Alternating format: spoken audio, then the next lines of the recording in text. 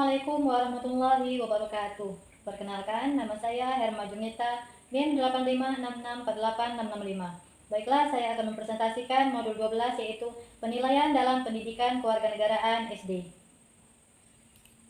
Topik pertama yaitu konsep dan prinsip penilaian PKN di SD atau MI. Pendidikan kewarganegaraan sebagai salah satu bidang kajian atau Undang-Undang Sistem Pendidikan Nomor 20 Tahun 2003 dan program studi yang berfungsi dan perannya antara lain sebagai pendidikan hukum, pendidikan politik, dan pendidikan kewarganegaraan. Penilaian mempunyai kedudukan yang strategis untuk mengetahui sejauh mana seseorang mencapai kompetensi dan indikator yang diharapkannya. Penilaian merupakan serangkaian kegiatan yang dilakukan secara seksama untuk mengumpulkan berbagai data sebagai bahan informasi bagi guru dalam pengambilan keputusan tentang diri siswa yang bersangkutan. Dalam penilaian ada 4 unsur pokok yaitu yang pertama menentukan objek yang akan dinilai, yang kedua menentukan kriteria sebagai tolak ukur, yang ketiga mengumpulkan data tentang objek yang dinilai, yang keempat pertimbangan keputusan atau judgment. Ada 3 hal yang saling berkaitan dalam kegiatan penilaian yaitu penilaian, pengukuran, dan tes. Ketika itu sering disalahartikan sehingga tidak jelas makna dan kedudukannya. Kegiatan belajar 2 yaitu berbagai alat penilaian dalam pendidikan kewarganegaraan SD atau MI. Tujuan penilaian kelas yaitu yang pertama memberikan informasi tentang kemajuan hasil belajar siswa secara individual. Yang kedua memberikan informasi yang dapat digunakan untuk membina kegiatan belajar lebih lanjut, baik terhadap masing-masing siswa maupun terhadap siswa seluruh kelas. Yang ketiga, informasi yang dapat digunakan untuk mengetahui tingkat kemampuan siswa, menetapkan tingkat kesulitan atau kemudahan untuk melaksanakan kegiatan remedial, pendalaman, atau pengayaan. Yang keempat, memotivasi dengan memberikan informasi tentang kemajuannya dan merangsangnya untuk melakukan usaha pemantapan atau perbaikan. Yang kelima, dapat membantu pertumbuhannya secara efektif untuk menjadi anggota masyarakat dan pribadi yang utuh. Yang keenam, bimbingan yang tepat untuk memilih sekolah atau jabatan yang sesuai dengan keterampilan, minat, dan kemampuannya.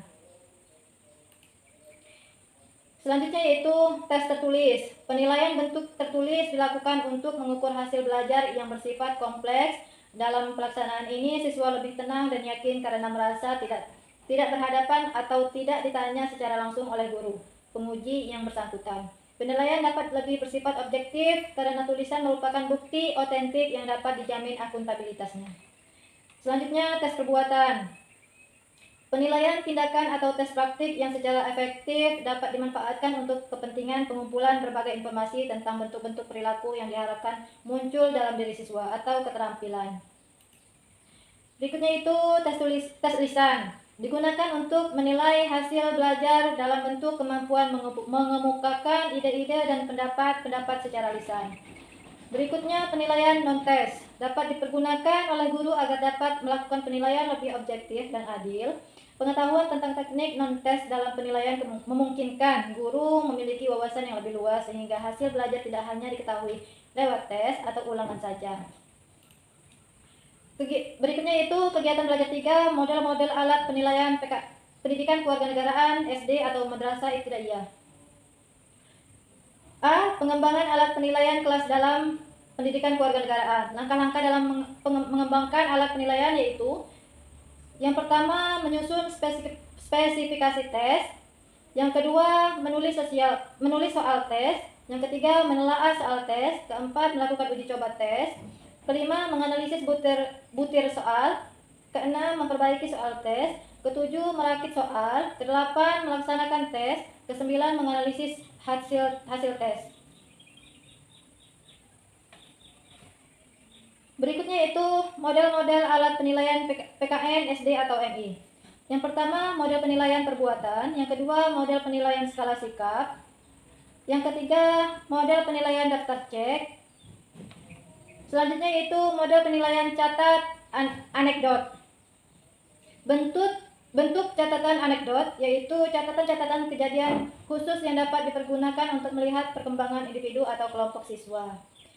Berikutnya model penilaian daftar cocok.